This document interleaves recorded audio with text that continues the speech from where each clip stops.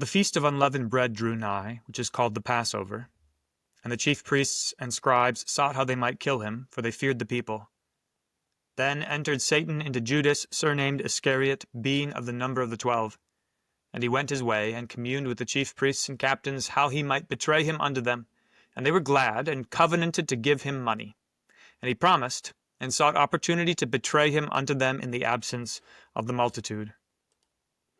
Then came the day of unleavened bread, when the Passover must be killed, and he sent Peter and John, saying, Go and prepare us the Passover, that we may eat.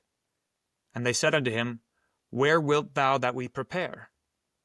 And he said unto them, Behold, when ye are entered into the city, there shall a man meet you, bearing a pitcher of water. Follow him into the house where he entereth in. And ye shall say unto the goodman of the house, The master saith unto thee, Where is the guest chamber, where I shall eat the Passover with my disciples?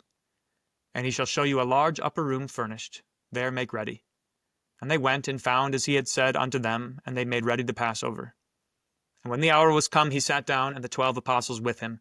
And he said unto them, With desire I have desired to eat this Passover with you before I suffer.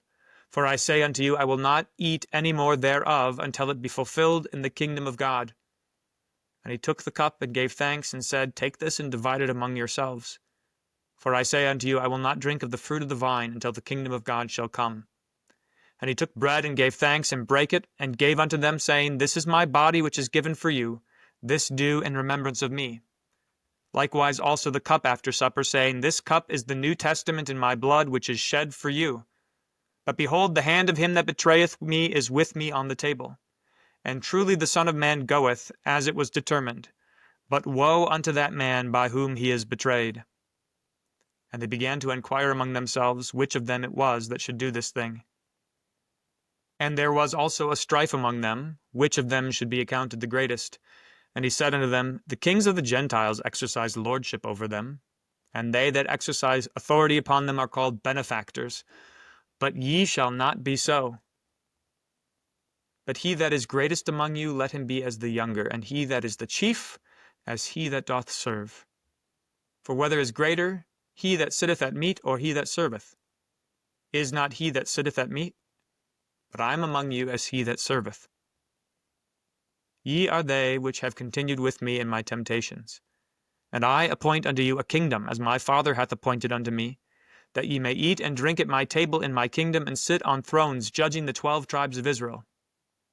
And the Lord said, Simon, Simon, behold, Satan hath desired to have you, that he may sift you as wheat. But I have prayed for thee, that thy faith fail not. And when thou art converted, strengthen thy brethren. And he said unto him, Lord, I am ready to go with thee both into prison and to death.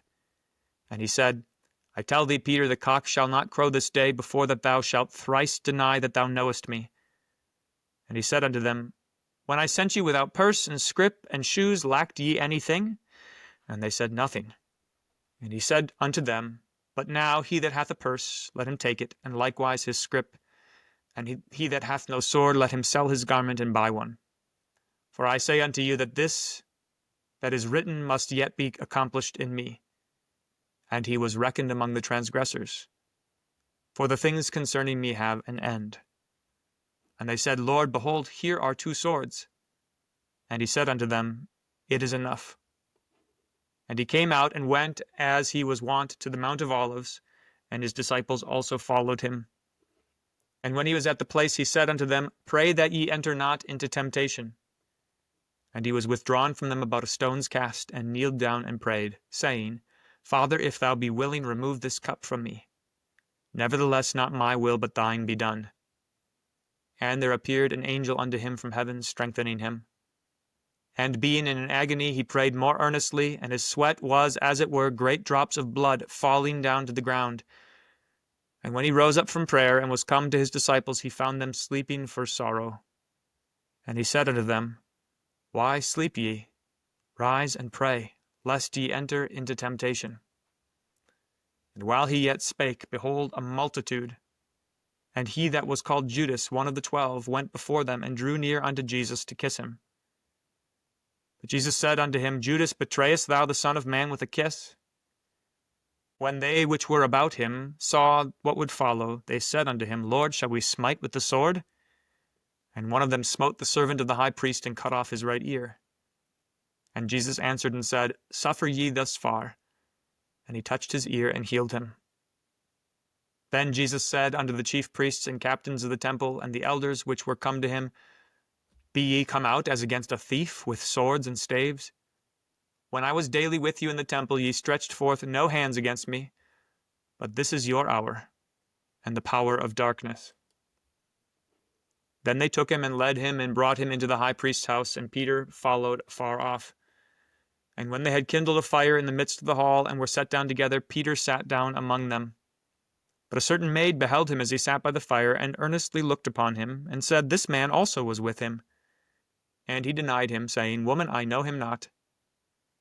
And after a little while another man saw him, and said, Thou art also of them. And Peter said, Man, I am not.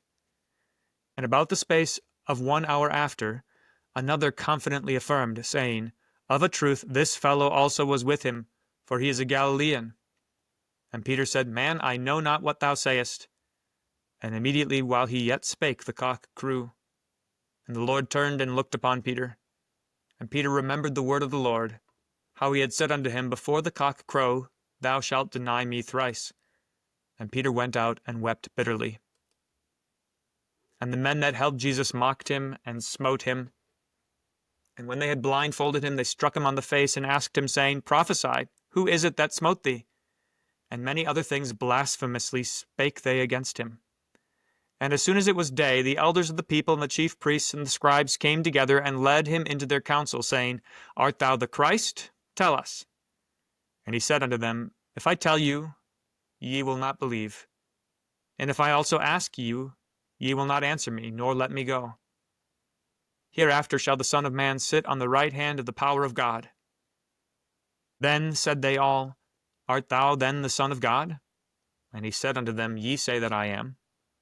And they said, What need we any further witness? For we ourselves have heard of his own mouth. And the whole multitude of them arose and led him unto Pilate. And they began to accuse him, saying, We found this fellow perverting the nation and forbidding to give tribute to Caesar, saying that he himself is Christ, a king. And Pilate asked him, saying, Art thou the king of the Jews? And he answered him and said, Thou sayest it. Then said Pilate to the chief priests and to the people, I find no fault in this man. And they were the more fierce, saying, He stirreth up the people, teaching throughout all Jewry, beginning from Galilee to this place. When Pilate heard of Galilee, he asked whether this man were a Galilean. And as soon as he knew that he belonged unto Herod's jurisdiction, he sent him to Herod, who himself also was at Jerusalem at that time. And when Herod saw Jesus, he was exceeding glad, for he was desirous to see him of a long season, because he had heard many things of him, and he hoped to have seen some miracle done by him. Then he questioned with him in many words, but he answered him nothing. And the chief priests and scribes stood and vehemently accused him. And Herod with his men of war set him at naught, and mocked him, and arrayed him in a gorgeous robe, and set him again to Pilate. And the same day Pilate and Herod were made friends together, for before they were at enmity between themselves. And Pilate, when he had called together the chief priests and the rulers and the people, said unto them, Ye have brought this man unto me as one that perverteth the people. And behold, I, having examined him before you, have found no fault in this man touching those things whereof you accuse him. No, nor yet Herod, for I sent you to him, and lo, nothing worthy of death is done unto him. I will therefore chastise him and release him. For of necessity he must release one unto them at the feast. And they cried out all at once, saying, Away with this man, and release unto us Barabbas, who for a certain sedition made in the city, and for murder, was cast into prison. Pilate therefore, willing to release Jesus, spake again to them, but they cried, saying, Crucify him, crucify him. And he said unto them the third time, Why? What evil hath he done? I have found no cause of death in him. I will therefore chastise him, and let him go. And they were instant with loud voices, requiring that he might be crucified. And the voices of them and of the chief priests prevailed. And Pilate gave sentence that it should be as they required. And he released unto them him that for sedition and murder was cast into prison, whom they had desired. but he delivered Jesus to their will. And as they led him away, they laid hold upon one Simon, a Cyrenian, coming out of the country, and on him they laid the cross, that he might bear it after Jesus. And there followed him a great company of people, and of women, which also bewailed and lamented him. But Jesus, turning unto them, said, Daughters of Jerusalem, weep not for me, but weep for yourselves and for your children. For behold, the days are coming, in the which they shall say, Blessed are the barren, and the wombs that never bare, and the paps which never gave suck. And they shall begin to say to the mountains, Fall on us, and to the hills, Cover us. For if they do these things in a green tree, what shall be done in the dry? And there were also 2 other malefactors, led with him to be put to death. And when they were come to the place which is called Calvary, there they crucified him, and the malefactors, one on the right hand and the other on the left. Then said Jesus, Father, forgive them, for they know not what they do. And they parted his raiment and cast lots.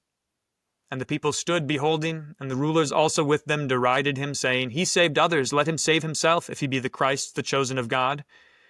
And the soldiers also mocked him, coming to him, and offering him vinegar, and saying, If thou be the King of the Jews, save thyself.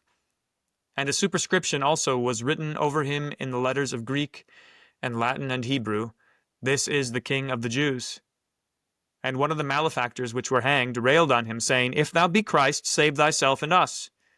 But the other, answering, rebuked him, saying, Dost thou not fear God, seeing thou art in the same condemnation?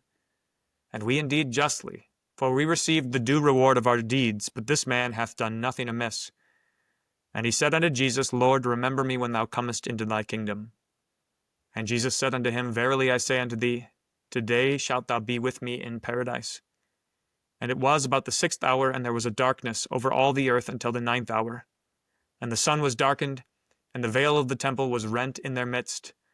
And when Jesus had cried with a loud voice, he said, Father, into thy hands I commend my spirit. And having said thus, he gave up the ghost. Now when the centurion saw what was done, he glorified God, saying, Certainly this was a righteous man. And all the people that came together to that sight, beholding the things which were done, smote their breasts and returned. And all his acquaintance and the women that followed him from Galilee stood afar off, beholding these things. And behold, there was a man named Joseph, a counselor, and he was a good man and a just. The same had not consented to the counsel and deed of them. He was of Arimathea, a city of the Jews, who also himself waited for the kingdom of God. This man went unto Pilate and begged the body of Jesus. And he took it down and wrapped it in linen and laid it in a sepulchre that was hewn in stone, wherein never man before was laid. And that day was the preparation, and the Sabbath drew on. And the women also which came with him from Galilee followed after, and beheld the sepulchre, and how his body was laid. And they returned and prepared spices and ointments, and rested the Sabbath day, according to the commandment.